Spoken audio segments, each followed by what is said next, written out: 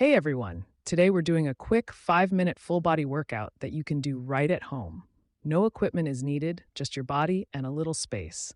Let's get started. We'll kick things off with jumping jacks for 45 seconds. This is a great way to get the heart pumping and wake up the entire body. Ready? Let's go.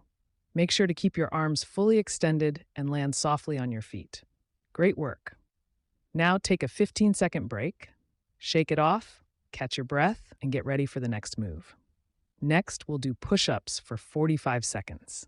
Push-ups are amazing for working your chest, shoulders, arms, and core. If regular push-ups are too tough, drop to your knees but keep that form strong. Awesome job. Take another 15-second break and stretch out those arms. Now let's move on to squats. Stand with your feet shoulder-width apart, keep your chest up, and lower down like you're sitting in a chair. Squats are fantastic for building strength in your legs, glutes, and core. We'll do this for 45 seconds. Take another 15-second breather.